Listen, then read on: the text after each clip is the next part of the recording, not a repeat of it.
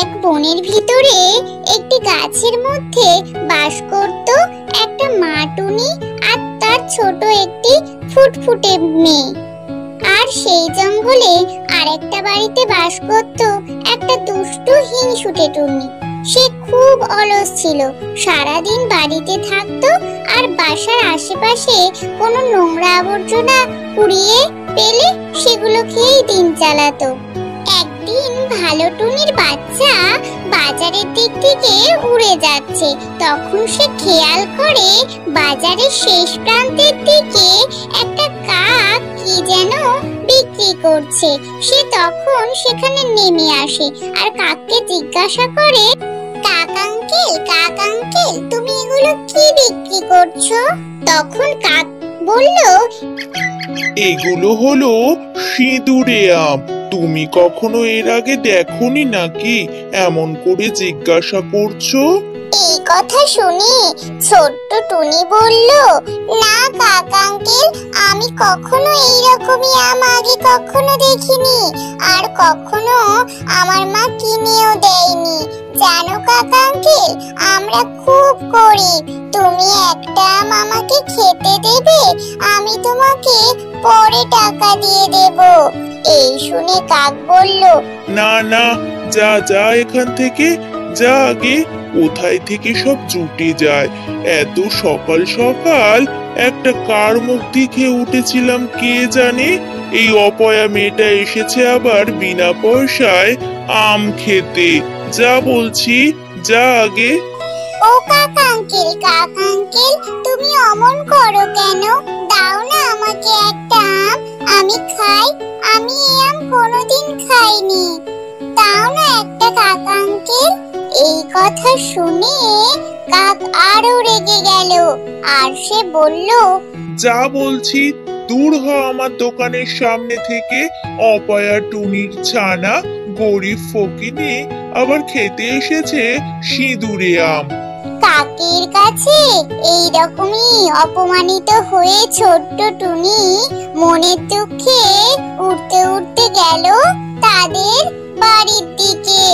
বাড়িতে গিয়ে ছোট্ট টুনি তার মাকে বলল, মা, আমাকে কিছু টাকা দাও না, আমি সিঁদুরে আম কিনে খাবো।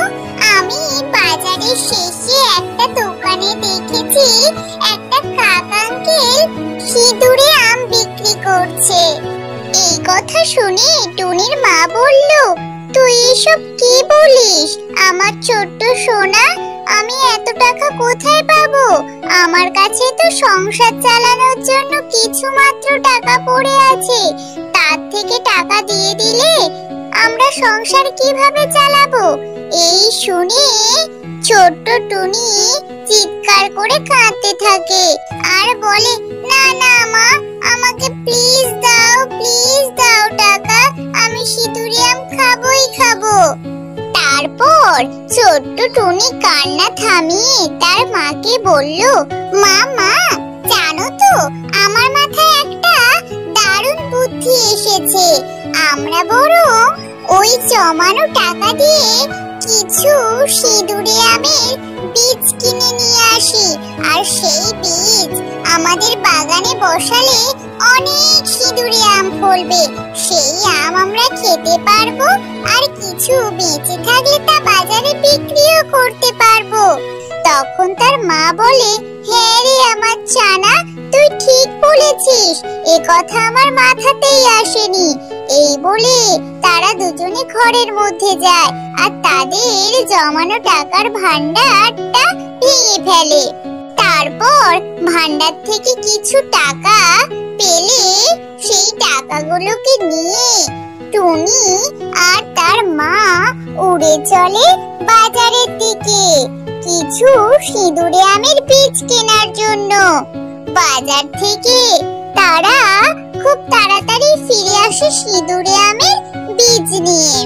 বাজার থেকে আর সরাসরি বাড়িতে না ফিরে টুনি আর তার বাচ্চা যায় তাদের মাঠে বীজ ছড়াতে। বীজ ছড়িয়ে দেওয়ার পর তারা পাশের নদী থেকে মুখে করে জল নিয়ে এসে ছিটিয়ে দেয়। তারপর তারা পুনরায় বাড়িতে ফিরে আসে আর নিজেদের মধ্যে গল্পগুজব করতে থাকে। কিছুদিন পর তাদের লাগানো জমিতে বড় বড় সিঁদুরে আম ফলতে থাকে। হঠাৎ একদিন সেই অলস টুনি এই টুনির বাগানের উপর দিয়ে উড়ে উড়ে যাচ্ছিল। সেখানে দেখে তো সে অবাক, বাগানে ফলেছে বিশাল বড় বড় সিঁদুরে আম। এই দেখে সে আর লোভ সামলাতে না পেরে বাড়ি থেকে বস্তা এনে সব আম পেড়ে নেয় আর সেগুলো নিয়ে যায় তার বাড়িতে। দুষ্টু বদমাশ অলস টুনি বাড়িতে সেই আম ভর্তি বস্তাগুলো তার বিছানার পাশে সাজিয়ে রেখে দেয়। এদিকে মা টুনি তার ছানাকে বলে, চল আমরা বাগানে দেখে আসি আমাদের আম ফলেছে কিনা। এই শুনে তার বাচ্চা বলে, হ্যাঁ মা চলো, তুমি ঠিক বলেছো, অনেকদিন বাগানে যাওয়া হয়নি। তারপরে মা টুনি আর তার ছানা দুজনে মিলে তাড়াতাড়ি করে উড়ে যেতে থাকে তাদের লাগানো আম বাগানের দিকে। সেখানে গিয়ে মা টুনি আর তার ছানা পুরো অবাক হয়ে যায়। বাগানের সব আম কারা যেন চুরি করে নিয়েছে। এই দৃশ্য দেখে মা টুনি চিৎকার করে করে কাঁদতে থাকে আর বাচ্চা টুনি তাকে সান্ত্বনা দেয়, বলে, মা মা তুমি প্লিজ কেঁদো না, তোমার কান্না দেখলে আমার খুব কষ্ট হয়, তুমি কেঁদো না, সব ঠিক হয়ে যাবে। তারপর মা টুনি আর তার ছানা মনে দুঃখ করতে করতে উড়ে যায় তাদের বাড়ির দিকে। আর ছোট্ট টুনি নিজের মনে ভাবতে থাকে, মায়ের সব কষ্ট দূর করতেই হবে আমাকে। এদিকে সেই দুষ্টু টুনি সেই আম বেশি করে খেয়ে অসুখ বাঁধিয়ে ফেলে। একদিন তার বাড়িতে আসে সবুজ টিয়া তার কিছু দরকারের জন্য। এসে সে দেখে টুনি শুয়ে আছে তার বিছানায়। সে অনেক ডাকাডাকি করলেও তার কোনো সাড়া পায় না। তারপর সবুজ টিয়া দ্রুত উড়ে যায় তার প্রতিবেশী হলুদ টুনির বাড়িতে।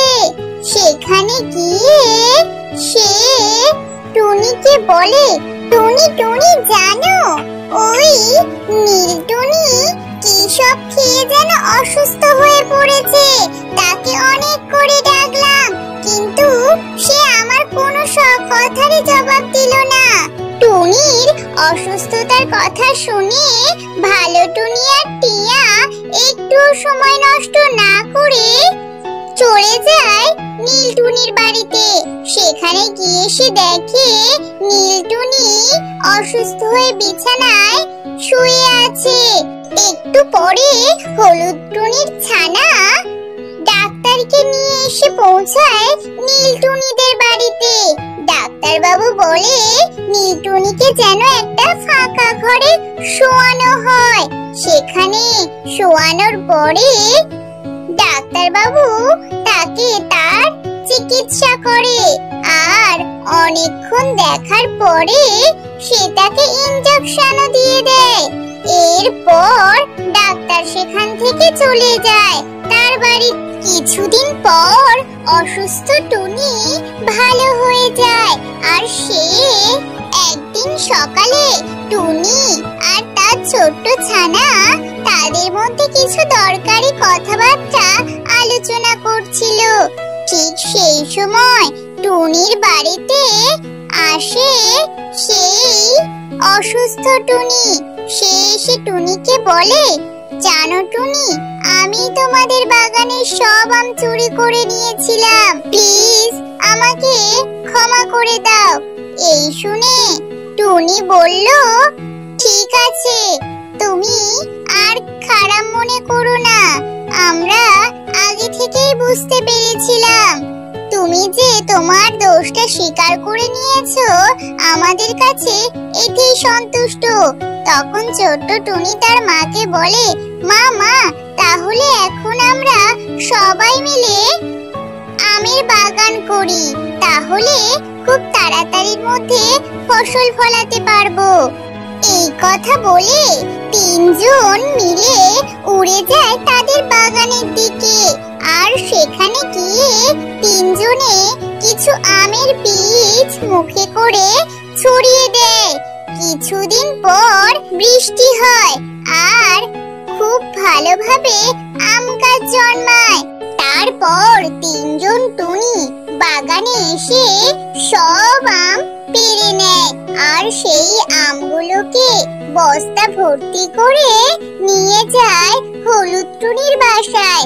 সেখানে তারা যত্ন করে মজুদ রাখে আমগুলো, যাতে এখন তারা কিছুটা খেতে পারে আর পরে বেশি হলে সেগুলো বাজারে গিয়ে বিক্রিও করতে পারে।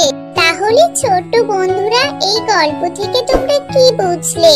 অন্যের ক্ষতি করে কখনো ভালো থাকা যায় না, তাই সব সময় সকলের উপকার করতে হয়, আর তাহলেই নিজের ভালো হয়।